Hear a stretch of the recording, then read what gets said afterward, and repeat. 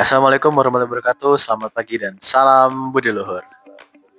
Oke, perkenalkan saya Edric, saya Arkaan, dan hari ini kita akan membahas mengenai harmoni sosial, mengenai fokusnya pada apa itu fanatisme, dampaknya, kemudian pengaruh dan hal-hal yang bisa kita lakukan untuk mencegah fanatisme. Pertama-tama, apa sih fanatisme itu? Nah, untuk bagi saya sih fanatisme itu seperti orang-orang yang begitu kuat dengan pengaruh seseorang, seperti satu orang yang memengaruhi semua orang sehingga mereka itu menganggap bahwa orang itu adalah hal yang paling benar. Padahal kita belum bisa mengecek kebenaran tersebut gitu. Nah, sebenarnya saya juga mau bertanya nih, kenapa orang-orang itu sebegitu fanatismenya tentang sesuatu? Apalagi berhubungan tentang di zaman sekarang ada internet. Nah, di media sosial itu sangat begitu banyak fanatisme. Pertama bagi saya fanatisme itu secara fundamental adalah ketika seseorang maupun sekelompok memiliki suatu pemikiran yang sangat dipegang teguh oleh hatinya, namun tidak memiliki ruang atau open mind untuk adanya sedikit perubahan maupun pergeseran dari inti pemahaman tersebut. Kita bisa melihat contohnya di gerakan Make America Great Again di Amerika Serikat, MAGA, di mana mereka sangat-sangat mengidolasikan Donald Trump. Padahal kita melihat sendiri bahwa Donald Trump itu adalah seorang yang berteman dekat dengan Jeffrey Epstein. Belum lagi dia melanggar konstitusi Amerika seperti the First Amendment. Dia tidak memberikan ruang bagi oposisi maupun suara yang hak yang disuarakan begitu. Namun kira-kira where does it stem? Dari mana itu bermulai? Kalau dari kita bisa lihat, fanatisme memang pada dasarnya adalah sifat manusia. Sifat manusia yang memiliki ketidaksabaran maupun ketidakmampuan untuk mengubah pola pikir mereka, untuk memiliki ruang untuk berubah, sehingga sangat dipegang teguh pemikiran di mana saya benar dan orang lain salah. Itu muncul dari sikap keangkuhan dan ketidakmampuan manusia maupun institusi untuk mengubah suatu pemikiran terbelakang tersebut.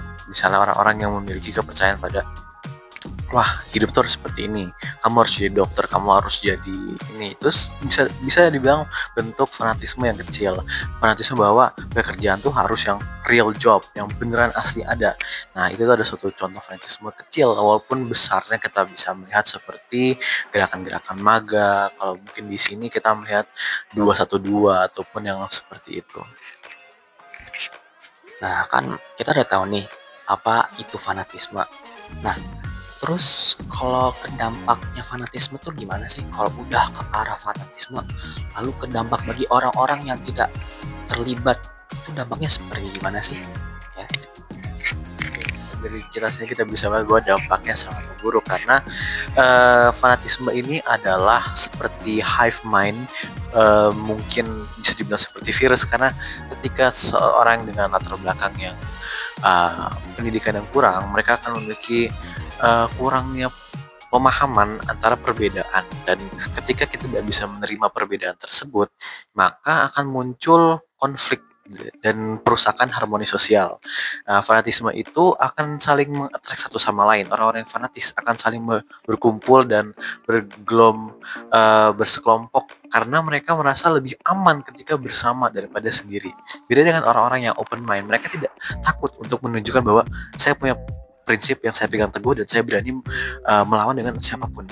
Karena mereka tidak takut untuk mengeluarkan bahwa oh, saya berani untuk melawan ini. Ini yang harus saya percaya. Fanatisme itu butuh orang lain, butuh sekelompok orang untuk saling mendukung. Iya, karena kita benar. Akhirnya bukan menjadi kebenaran, tapi the majority power, yang berdasarkan mayoritas. Ketika semua orang sudah menjadi fanatis, sudah banyak banget fanatis, maka reason to mind akan hilang. Ada suatu quotes yang saya dengar bahwa bless the truth until so much people don't ever believe in it. Lebih ke mana ya? Kita harus berani jujur sebelum nanti kejujuran tersebut dilarang.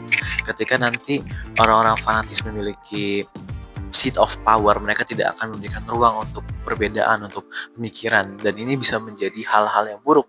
Kalau misalnya kita lihat di di United States, di Amerika, Trump sudah mengelilingi dia dengan MAGA.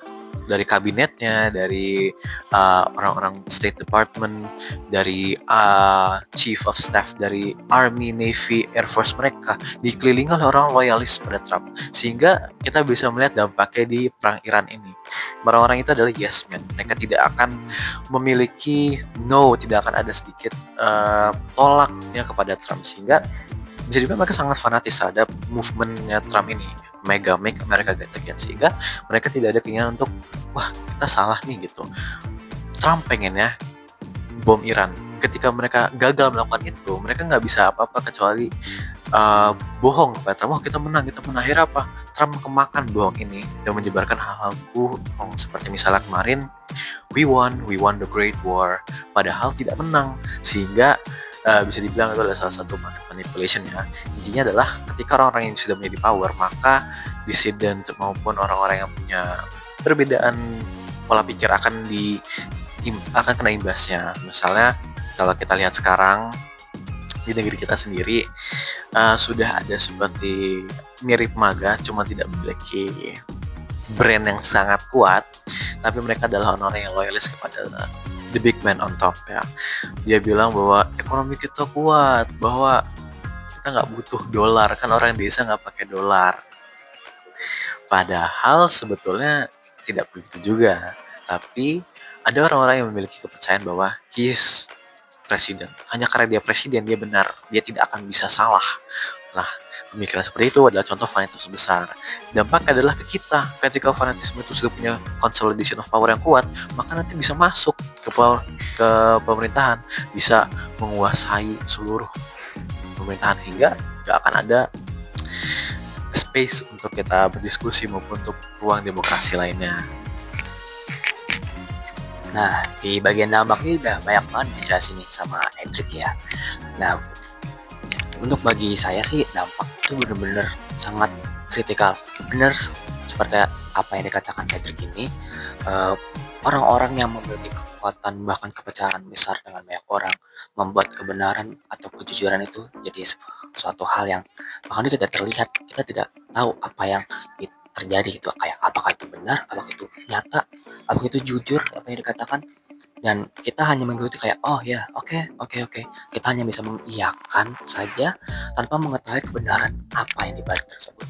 Itulah kenapa kita harus benar-benar mengetahui dan mencari sumber informasi dimanapun itu, supaya kebenaran itu selalu ada, kejujuran itu selalu ada.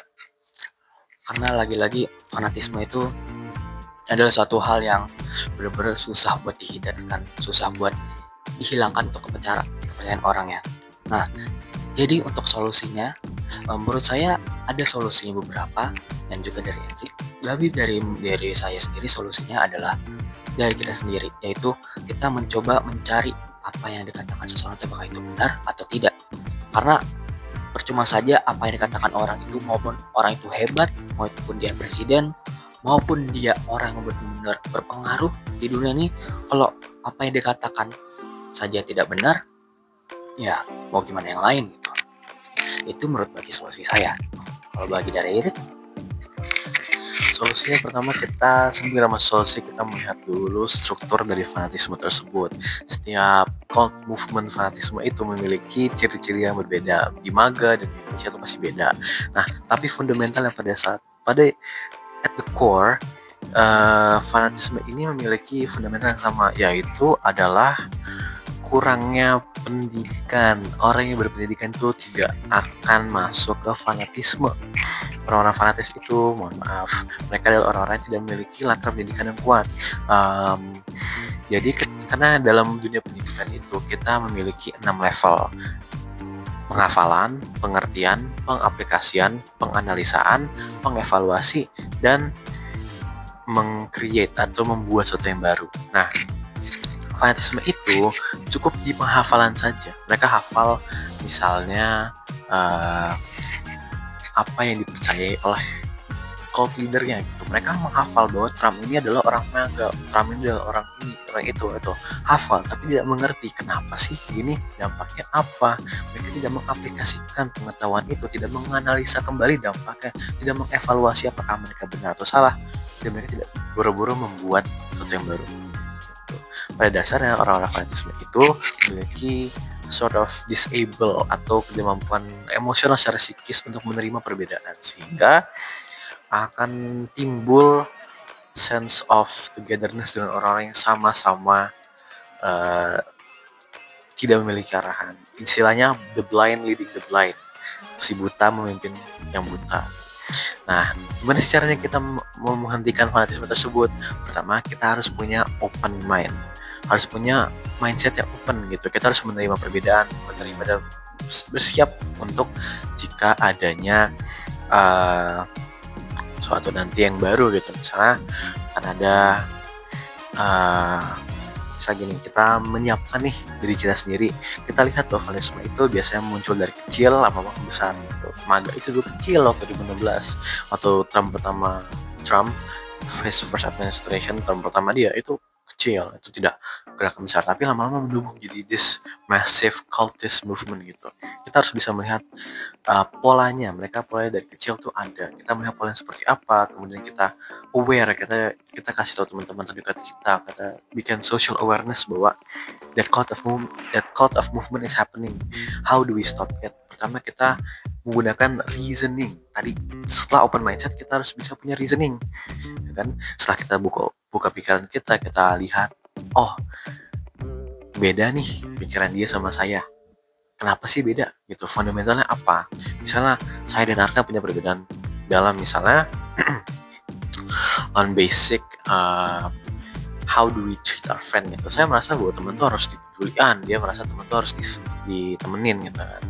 Kita punya fundamental different dalam perbedaan pandangan terhadap teman, tapi bukan berarti kita harus musuhan. Kita bisa dengan cara untuk saling berdiskusi. Kenapa sih pikiranmu seperti ini? Kenapa pikiran saya seperti ini? Apa bagusnya, apa dampaknya, apa positifnya, apa negatifnya? Kita saling berdiskusi.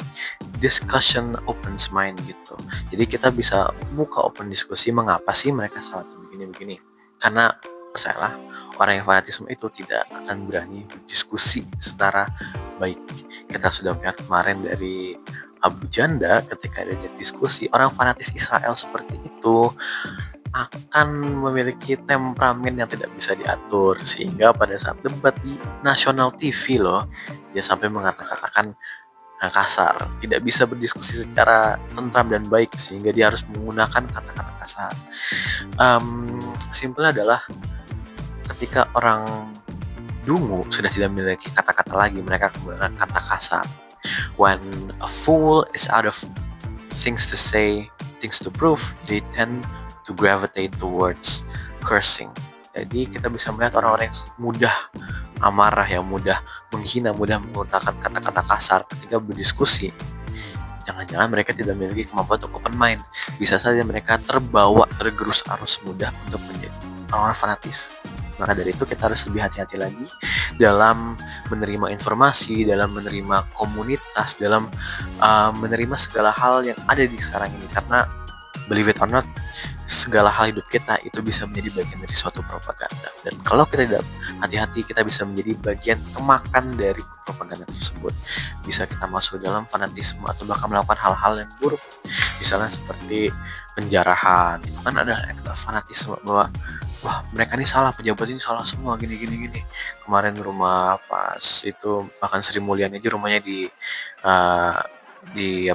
dijarah gitu. Itu kan suatu hal yang tidak benar gitu. Fanatisme ada pemikiran bahwa pejabat itu semua salah. Enggak gitu juga. Kita rakyat juga nggak ada yang benar semua toh, seperti itu. Jadi we come with reason of mind. Datang, kita diskusikan, kita talk. Karena ketika dengan pembicaraan tersebut kita bisa menemukan hal yang benar, hal yang baik. Seperti itu. Ya, baik, ini sekilas dari kita berdua pembahasan tentang apa namanya? Fanatisme ya. Jadi dari kesimpulan ini adalah jika ada seseorang yang terjadi fanatisme ataupun orang yang tidak bisa kita ganggu-gugat, lebih baik kita dibiarkan saja. Karena lagi-lagi orang yang cerdas akan memikirkan bagaimana terus jadi, bukan karena oh itu orang itu. Jadi ya sekian dari podcast kita berdua ya. Mohon maaf jika ada salah kata ataupun beberapa hal kata yang mungkin kita tidak sengaja keluarkan seperti kata kasar ataupun yang sedikit menyindir. Kami berdua pamit undur diri. Ya, salam budiluhur. Salam.